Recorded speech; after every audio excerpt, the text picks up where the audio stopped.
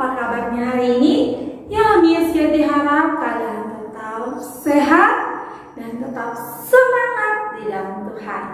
Nah, hari ini kita akan belajar lagi dalam pelajaran agama ya. Tapi sebelumnya kita berdoa terlebih dahulu. Lipat tangannya, tutup matanya. Mari kita berdoa. Tuhan Yesus yang baik, terima kasih karena pagi hari ini kami mau belajar lagi bersama guru dan teman-teman kami.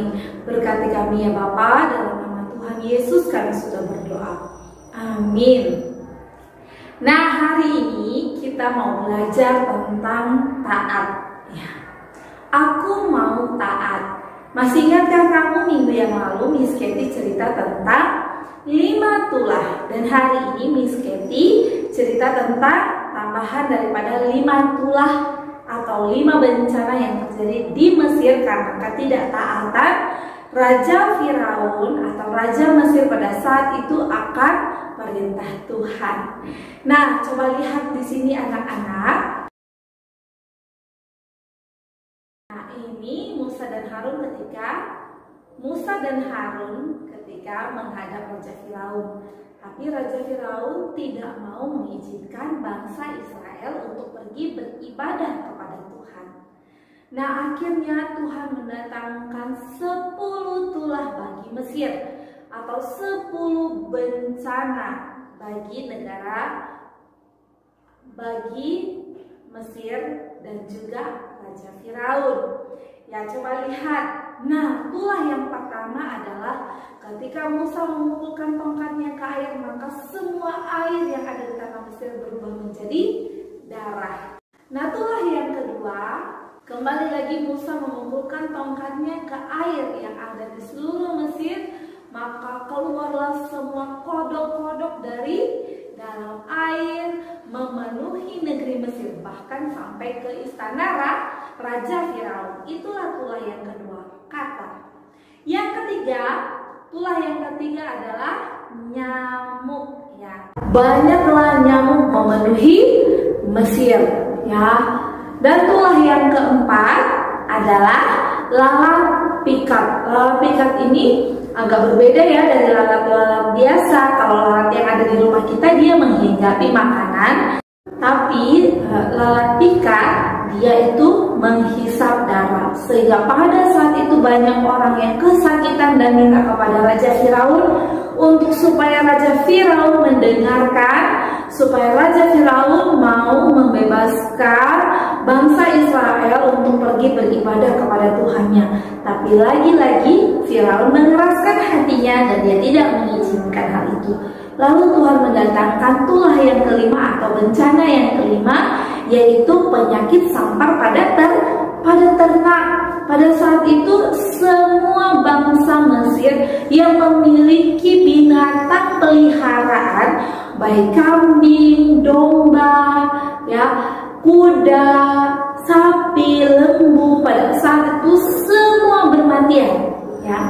Karena apa? Karena ada penyakit sampar. Jadi tulah yang kelima adalah penyakit sampar pada binatang. Maka banyaklah binatang-binatang yang mati di Mesir. Tetapi khusus bagi orang-orang Israel di tanah Goshen, meskipun mereka di tanah Mesir, tetapi di tempat mereka tidak ada kematian pada ternak mereka, tidak terjadi penyakit sampar. Itulah pertolongan Tuhan bagi bangsa Israel pada saat itu.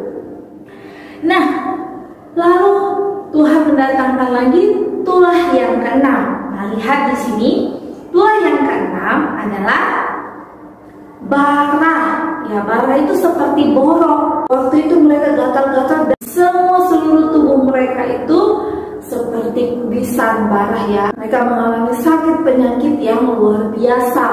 Tapi tidak ada satu orang Israel pun yang kena penyakit bara. Nah, tapi meskipun Firaun sudah melihat hal itu, dia tetap tidak membiarkan bangsa Israel untuk pergi beribadah kepada Tuhan. Lalu Tuhan datangkan tulah yang ketujuh. Dan pada tulah yang ketujuh ini Tuhan mendatangkan hujan es. Maka pada saat itu ketika hujan es datang, banyak sekali pohon-pohon rumah mereka yang rusak, bahkan binatang-binatang peliharaan mereka juga banyak mati karena es batu. Sangat menyedihkan ya. Tapi meskipun begitu, bencana itu ada bagi mereka. Firaun tetap tidak mendengarkan suara Tuhan. Dia tidak mau taat. Lalu Tuhan mendatangkan tulah yang ke-8 atau bencana yang ke-8 bagi Mesir adalah belalang. Ya, ingat ya, tulah yang ke-8 itu adalah belalang. Nah, waktu itu tiba-tiba angin bertiup, lalu datanglah sekelompok belalang ke Mesir dan menghabiskan semua tanaman hijau yang ada di Mesir. Sehingga pada saat itu orang-orang Mesir pada saat itu sangat-sangat ketakutan. Mereka takut mereka akan mengalami musibah yang lebih besar lagi.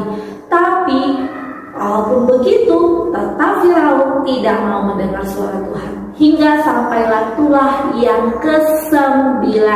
Pada saat itu Tuhan mendatangkan gelap gulita bagi Mesir.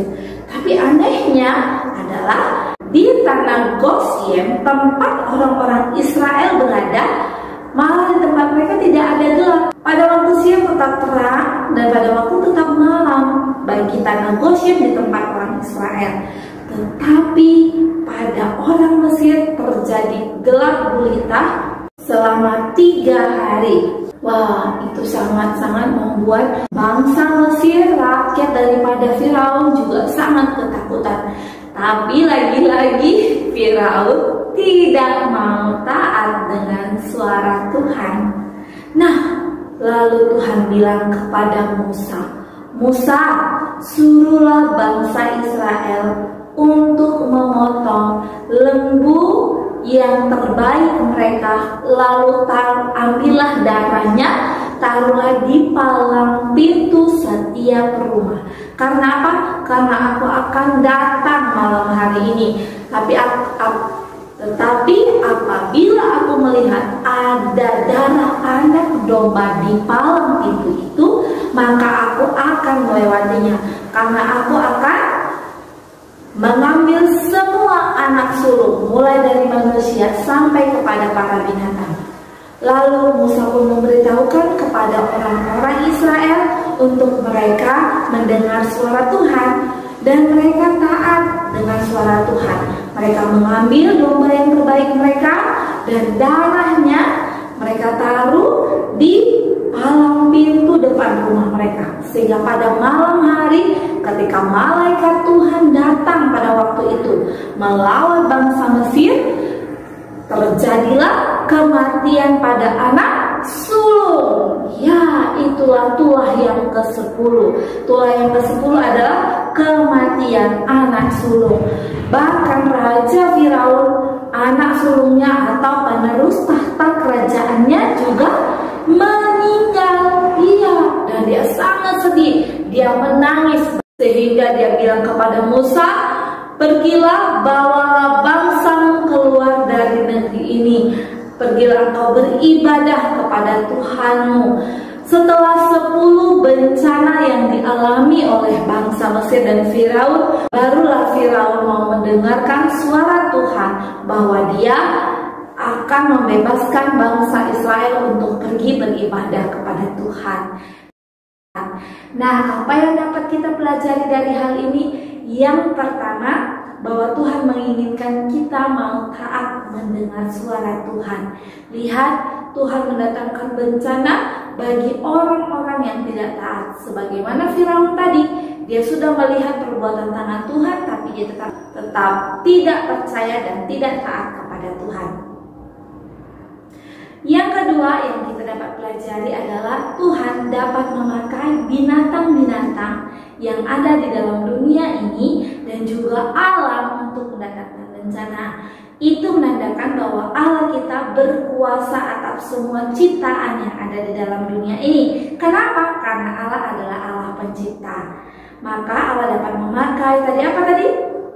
Air jadi darah, katak, nyamuk, lalat, penyakit sampar pada ternak, bara, baru hujan es, belalang, gelap gulita, dan kematian anak sulung. Ada 10 bencana yang dialami mereka. Hal itu menunjukkan bahwa Allah kita berkuasa atas alam ciptaan ini. Maka kita perlu bersyukur kepada Tuhan. Yang terakhir, ingatkah kamu bahwa tulah yang ke-10 itu adalah penggambaran bagaimana pengorbanan Kristus di kayu salib. Allah menyuruh untuk Musa menaruh darah di palang pintu. Ya, sekarang ini kita tidak perlu lagi itu yang Tuhan inginkan, di mana ketika Tuhan Yesus terpaku di kayu salib, darahnya tercurah, itulah yang membawa kebebasan kepada kita. Ya, manusia berdosa harusnya mendapatkan hukuman, tapi karena darah Kristus sudah tercurah bagi kita yang percaya kepada Dia sebagai Tuhan dan Juru Selamat, akan membawa kebebasan dan kelepasan kepada kita. Sama seperti orang Israel tadi, dengan adanya darah anak domba membawa kebebasan kepada mereka. Nah, anak-anak, sampai di sini cerita kita. Yuk kita lihat aktivitas kita hari ini. Halo. Nah, sekarang kita masuk dalam aktivitas kita. Kegiatan kita hari ini adalah melingkari angka yang tepat sesuai dengan jumlah gambar yang tersedia. Coba lihat, tadi Miss Katie sudah cerita bagaimana Tuhan dapat memakai para binatang yang diciptakan oleh Tuhan menjadi alat di tangan Tuhan untuk memberitahukan bahwa keberadaan Allah ada dalam hidup kita. Tadi tulah kedua ada katak, tulah ketiga ada nyamuk, tulah keempat ada lalat pikat, tulah ke-8 ada belalang, tulah yang kelima ada penyakit sampar pada ternak, dan tulah yang ke-10 ada kematian, adanya pertolongan Tuhan bagi orang Israel melalui darah anak domba. Nah, kita hitung ya, ini 1, 2, maka kita lingkari, kataknya ada 2. Lalu kita lihat di sini ada nyamuknya. Ya, kita hitung yuk berapa nyamuknya. 1, 2, 3, 4, 5, 6. Maka kita lingkari angka yang ke-6. Ya, ini yang ke-6 ya. Oke, lanjut. Nah, di sini ada lalat. Kita hitung jumlah lalatnya. 1, 2, 3, 4, 5, 6, 7, 8. Berapa jumlah lalatnya? Ada? Ya, 8. Apakah ini yang ke-8? Tidak. Ini? Tidak. Ini? Iya, 8 seperti kacamata ya. Lalu kita lanjut. Ini ada belalang. Ayo kita hitung berapa belalangnya. 1, 2, 3. Ya, mana angka 3? Ini? Ya, ini. Kita lingkari angka yang ketiga. Nah, lanjut. Ini ada kerbau. Ya, kita hitung. Wah, kepala kerbaunya cuma ada 1, maka kita lingkari angka yang pertama. Lalu domba. Kita hitung dombanya ada berapa? 1, 2, 3, 4, 5. Maka kita lingkari angka yang ke-5. Nah, ini dia aktivitas kita. Selamat mengerjakan. Tuhan Yesus memberkati. Bye-bye.